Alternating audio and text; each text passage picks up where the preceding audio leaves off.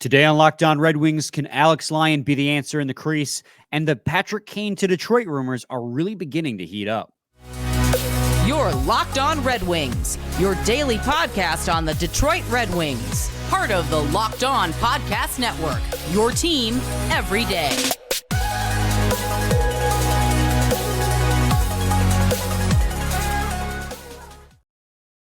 Welcome back to the Locked On Red Wings podcast. We are your hosts, Brian Fisher and Scotty Bentley. I'm a podcast producer for the Daily JAWWJ News Radio podcast, while Scotty's host over at Locked On Tigers, as well as a freelance journalist for the Detroit News. Today's episode is brought to you by Sleeper. Download the Sleeper app and use promo code LOCKEDONNHL to get $100 match on your first deposit. Terms and conditions apply. See Sleeper's terms of use for details. Scotty, happy Tuesday, buddy. Happy Kenta Maeda Tuesday to you.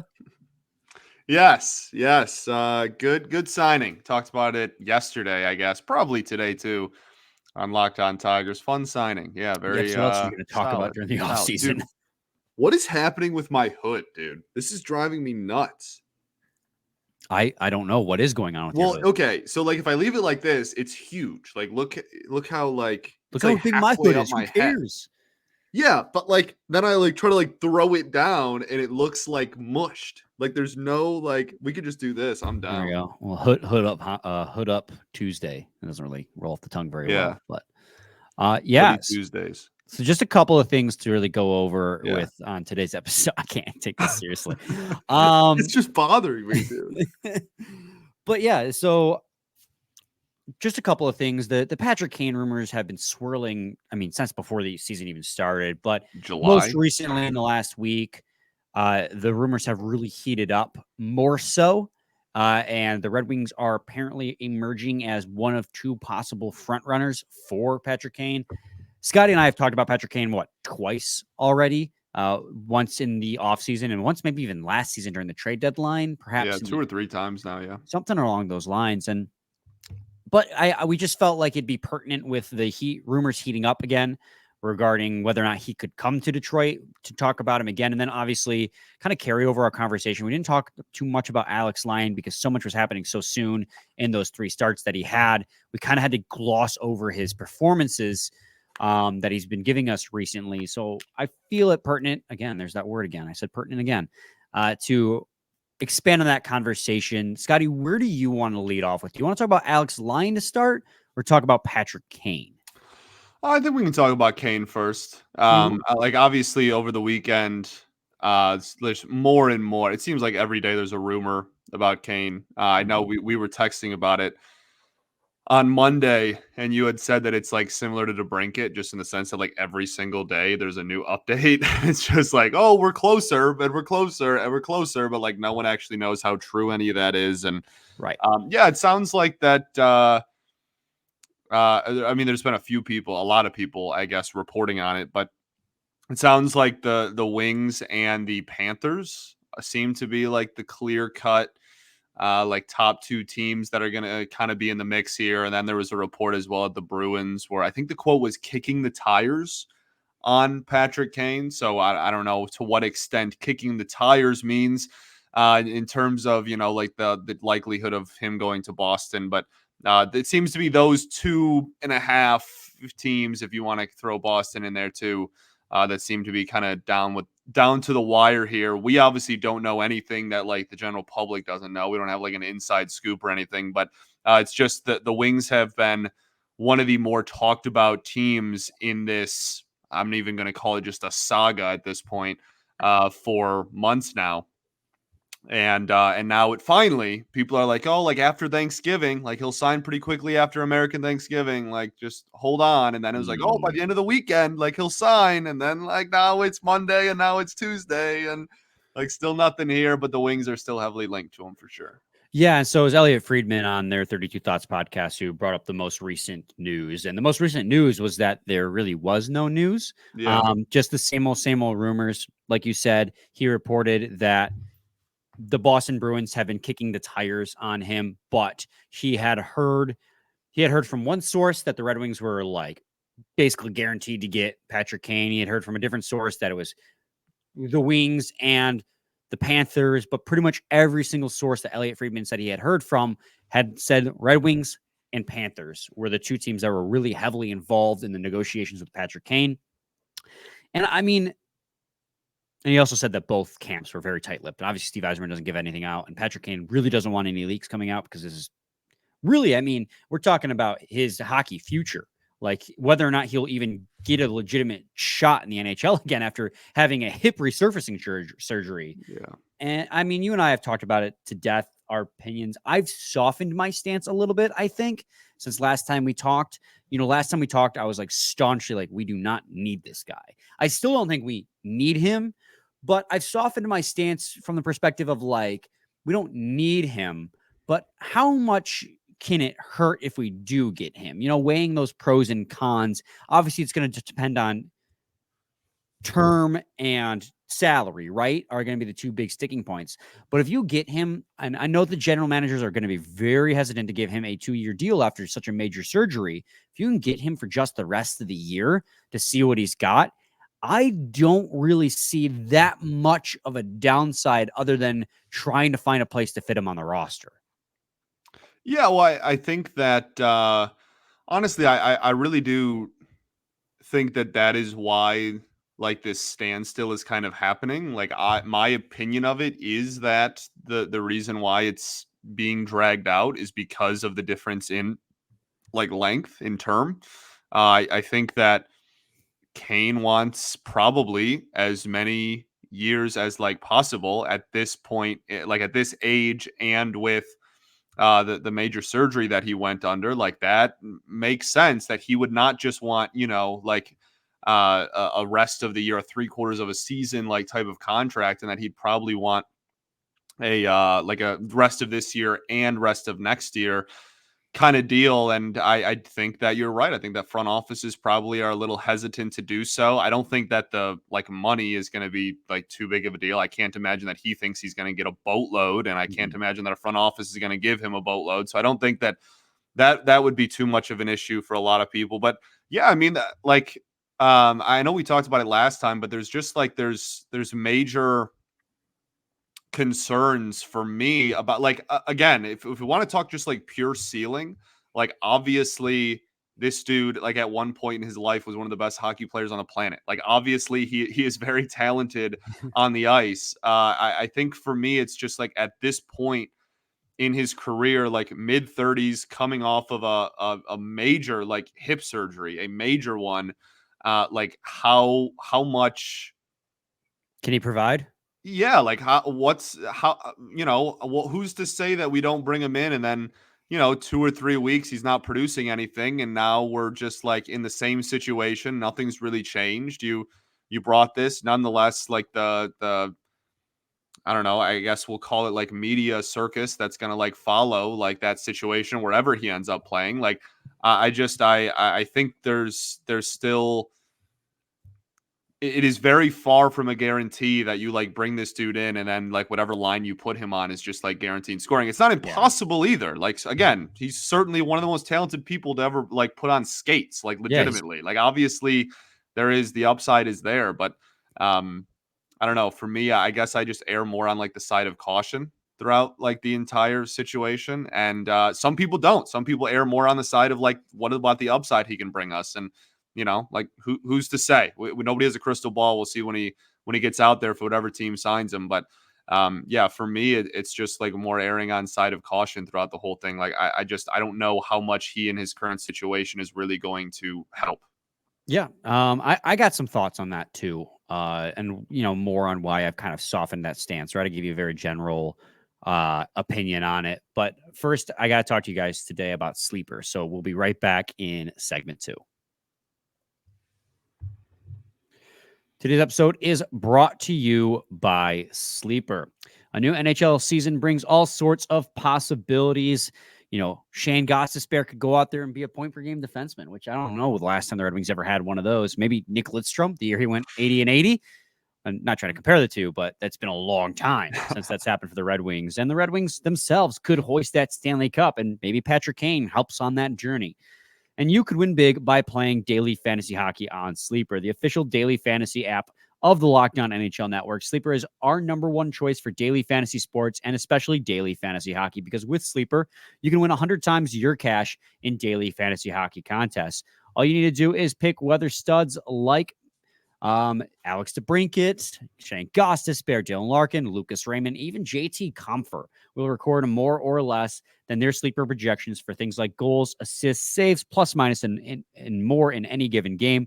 To win 100 times bet on Sleeper, you need to correctly predict the outcome of 8 player stats. You heard me, Red Wings fans. You can win 100 times your money playing daily fantasy hockey with Sleeper. So start paying attention and nail your picks so you can start winning big. Use promo code LOCKDOWN and you'll get up to $100 match on your first deposit. Terms and conditions do apply. That's code LOCKEDONNHL. See Sleeper's terms of use for details and locational availability. Segment 2, Locked On Red Wings podcast. Scott, you brought up a lot of really good points about, what Patrick Kane could bring to the Red Wings and why maybe you're still a little bit hesitant. So Patrick Kane, and I echo a lot of those sentiments. I even wrote down like a pros and cons list, like real short on here, which that didn't show up at all. And it's tough, right? It's really tough. You talk about the pros to Patrick Kane. One, I think he's going to be a relatively cheap contract. I think it's going to be relatively short term. I don't think Steve Yzerman signs more than just the rest of this year deal. And that's probably what's holding up negotiations. And you brought that up as well. At this point in his career, he's won 3 Stanley Cups. He's looking for tenure. He's trying to stay in the NHL as long as possible. I think if there was a 2-year deal, 3-year deal on the table, he would have taken it by now. I know travel's a big part of it as well. Detroit, especially as he is a Buffalo native, Detroit is relatively close to home for him, and the travel schedule is not too bad when you look at Eastern Conference teams. They're kind of in the heart of the Eastern Conference. Obviously, they have to make the trek to the West Coast, but that's once a year.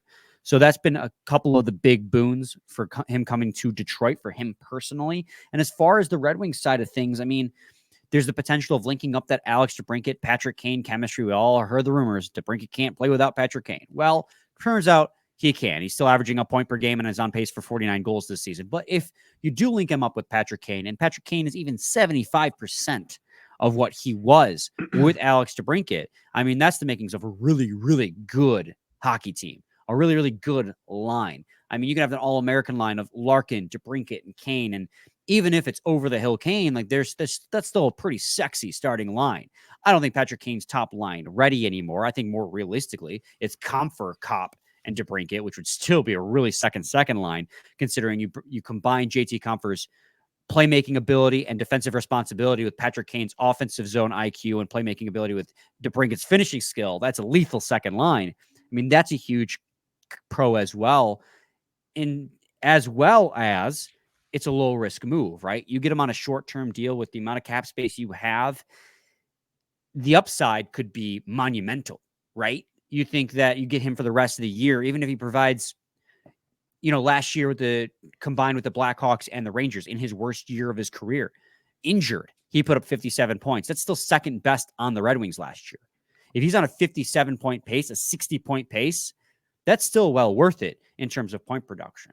But at the same side, I have all my cons written out too, right? Like, I don't think he's nearly as fast as he used to be. I mean, hip resurfacing surgery is incredibly difficult to come back from. Very few players in professional sports have come back from that and had any sort of impactful impact on their. I know it sounds kind of contradictory or impactful impact, but there's very few players in professional sports who have been able to come back from that in any big type of fashion.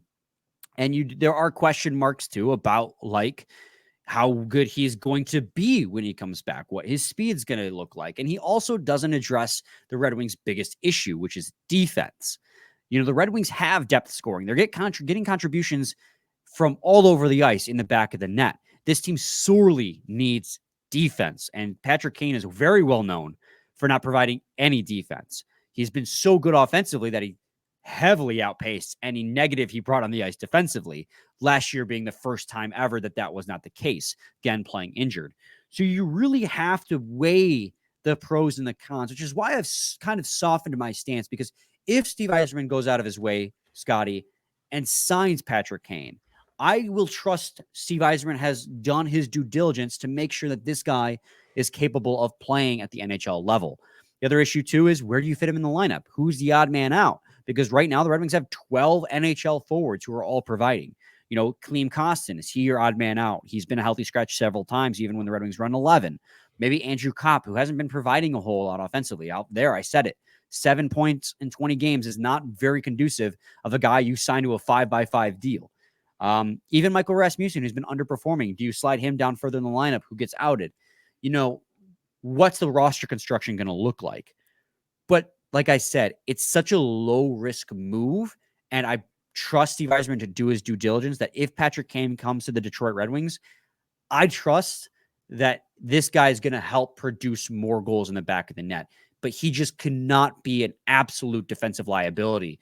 And because if that's the case, then how is he going to fit into this system that Derek Lyon is trying to propagate?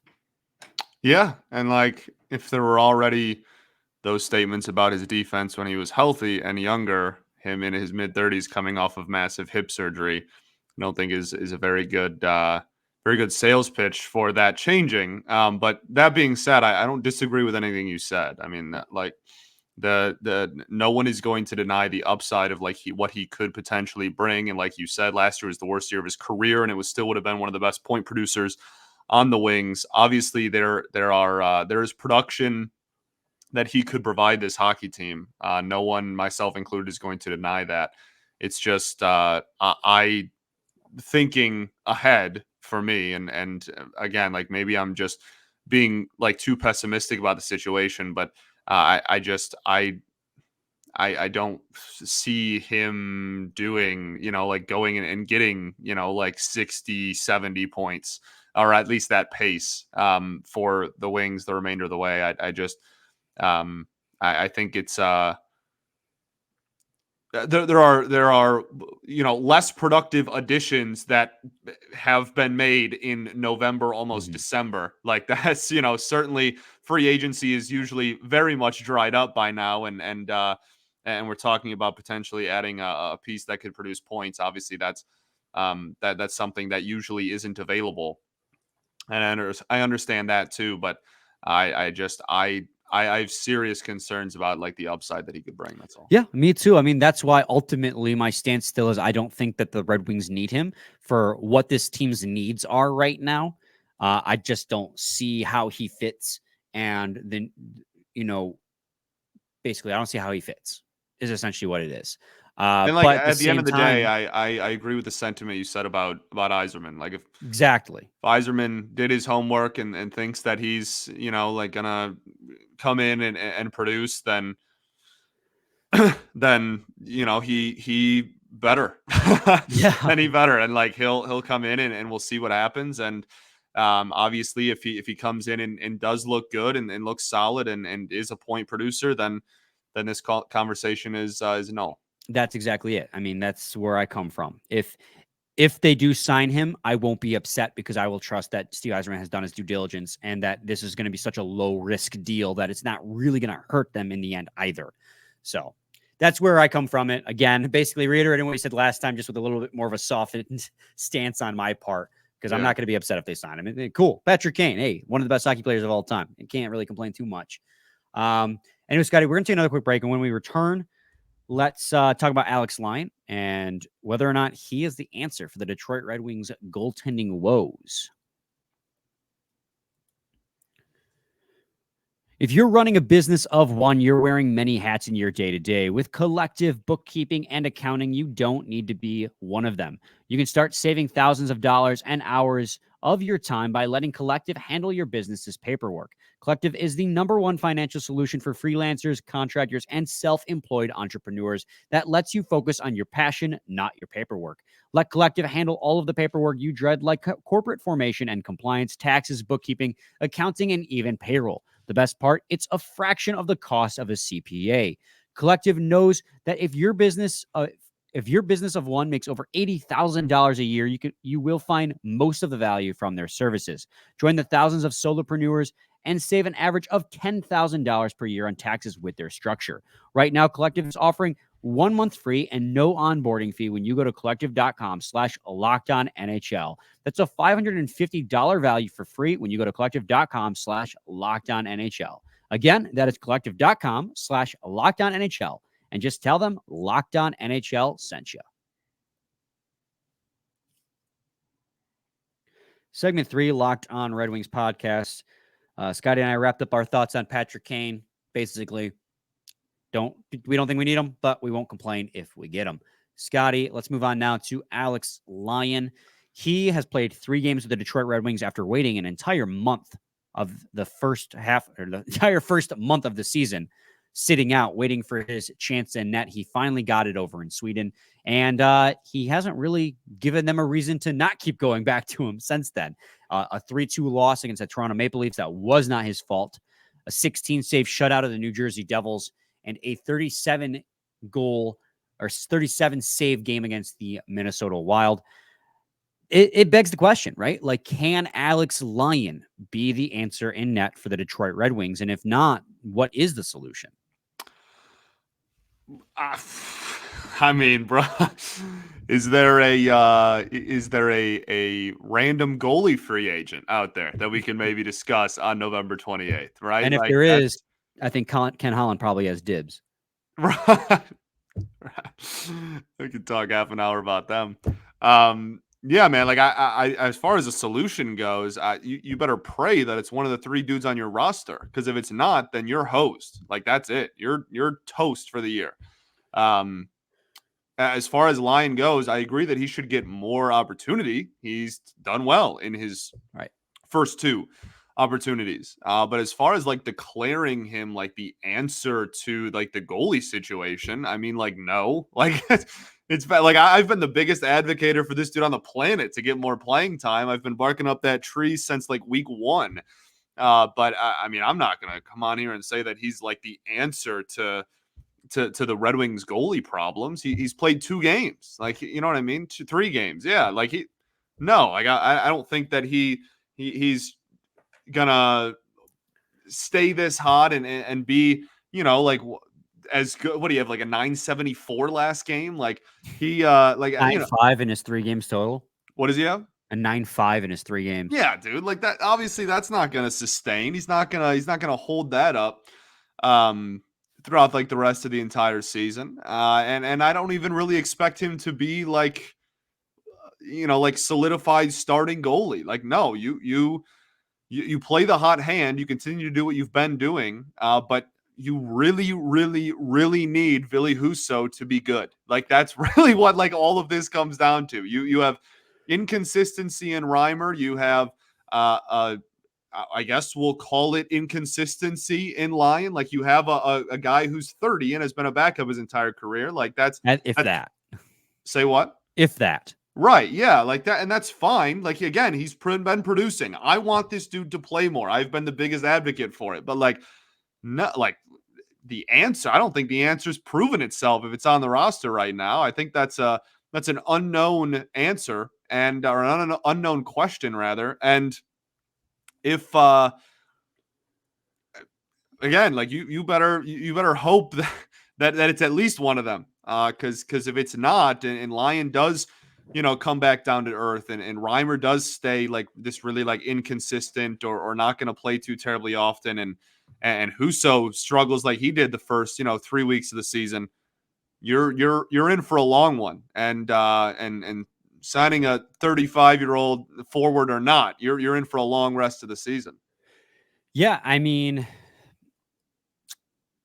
here's the thing with Alex Lyon right now. I mean, we know he is capable of going on incredible hot streaks. We saw it last year with the Florida Panthers. He is pretty much the reason the Florida Panthers made the playoffs.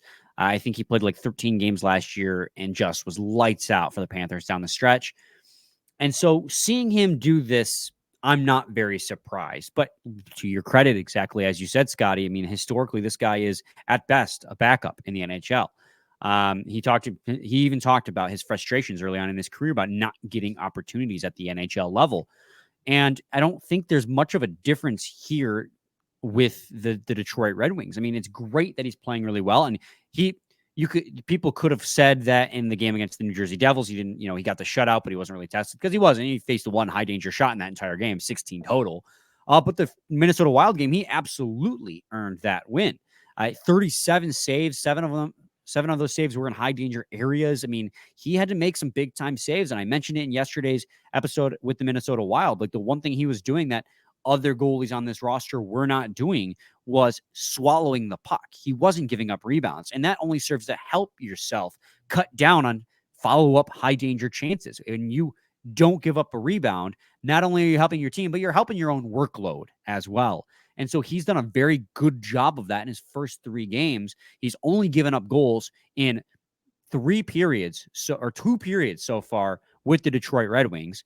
4 goals across 3 games, which is fantastic when you look at it. And considering 3 of those came in the third against the Toronto Maple Leafs on the second half of a back-to-back, playing 5 defensemen because you lost Wallman early in the game, it's really hard to argue that line's been very, very good. And if you're Derek Lalonde, you absolutely ride this hot hand as long as you can. And he's been 100%. a proponent of that, of riding hot hands for as long as possible. But at the same time, you can't give Alex Lyon every single start, right? Like Ville Husso, this team is committed to Ville Husso being the starter for the time being, correct? And he had a great game against the Boston Bruins, which is the second best team in the NHL at the time, was the best team in the NHL before back-to-back losses to the Red Wings and the Rangers put the Rangers on top, who you're playing on Wednesday. So look forward to that game. You got to keep getting Ville Husso in the crease to keep his confidence and build his confidence back up, because Ville Husso is also a very talented netminder who's had struggles with rebound control and I think his glove hand. But at the same time, we talk about it, he can make very acrobatic saves, but just gives up those softies. So while Alex Lyon's been the hotter goalie, you got to continue putting Ville Husso in the net to make sure that he doesn't completely lose his touch. So I think what you're looking at right now is probably what you saw over the weekend. I think you're going to probably see a 50-50 split for the time being, and I'm perfectly okay with that. I think that's right. Because like I was arguing with James Reimer just a couple of weeks ago when he was playing well, you don't want to give James Reimer too many starts. You don't want to give Alex Lyon too many starts, because then what's going to happen is you're going to overwork them, overload them, and they're going to fall back down to earth. These spot starts for Alex Lyon is what is working so well for him right now. And I think that if you keep doing these split starts with Ville Husso and Alex Lyon, then perfect. And if Alex Lyon proves that he's the better goalie than Ville Husso in those 50-50 starts, then you start to give Alex Lyon a little bit more of the workload until he does fall back down to earth. But for the time being, you don't want to overwork Alex Lyon. And I mean, that's what it comes down to. I don't think Alex Lyon is the answer long term, but right now he has been. He has been the answer for the last 4 games. Ville Husso, really nice game in the mix there. But before that, we had serious questions about in net because James Reimer was starting to show cracks and Ville Husso hadn't been very good.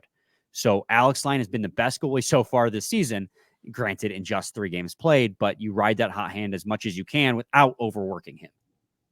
Yeah, man. I mean, you again, like long term, we can argue until we're blue in the face. I don't think that answer has been very clear. If it is even on this roster at all. But yeah, for right now, like obviously you just keep playing whoever's been like good lately. And you need like to play Husso. Like you can't just not play Ville Husso. You have to continue to play him. He did good his last time out. That's a great sign. That hopefully is a great step in the right direction.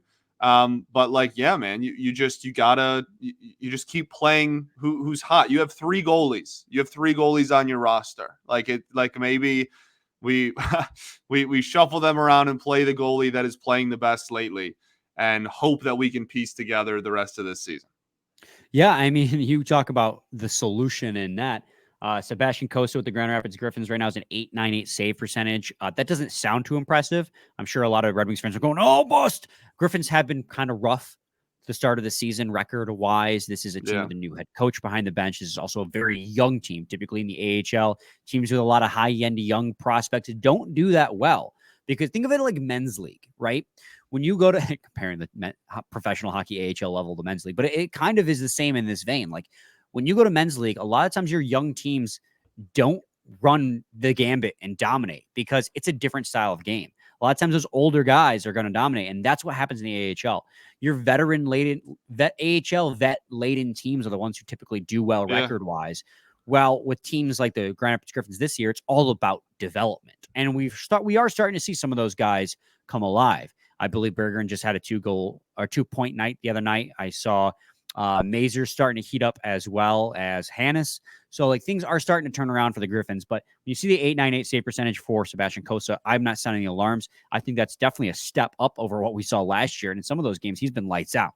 So I love what I've been seeing out of him. And do not sleep on Trey Augustine with Michigan State University. His freshman year, second-round pick by the Detroit Red Wings out of the USNTDP. Like I said, freshman year with Michigan State, he's at .911 save percentage. He led them in victories over, some of the top-rated teams in the country. Just this past weekend, a couple weekends on road trips. Also, shout out Red Savage, transferred to Michigan State. He's point per game right now. So, 4th-round pick, Red Savage, who we've had on this podcast like a year and a half ago. People forget. People forget. So you have some talent in the pipeline, but for the time being, like these 3 guys, if you're going to make the playoffs, like, yeah, you're going to need a goalie to get hot. Alex Stein's hot right now, but also Red Wings are going to have to continue to do a good job of insulating their goaltenders, and they've done that these last 3 games, and that's why they've seen success. Absolutely. Any final thoughts? We ball, baby. We do ball. We'll be back with a new episode tomorrow, a game preview of the game against the New York Rangers. We do not forget. We did not forget about what they did to us last time. So hopefully the Red Wings come out with a little bit more of a pep in their step again at Madison Square Garden. This is twice this month they've had to go to New York to play the Rangers. That's rough. But let's hope that this time it goes a little bit better for the Winged Wheel team. I would hope so. So, all right. You said we ball, right? I did. All right. Same time, same place. See your team every day. Every day.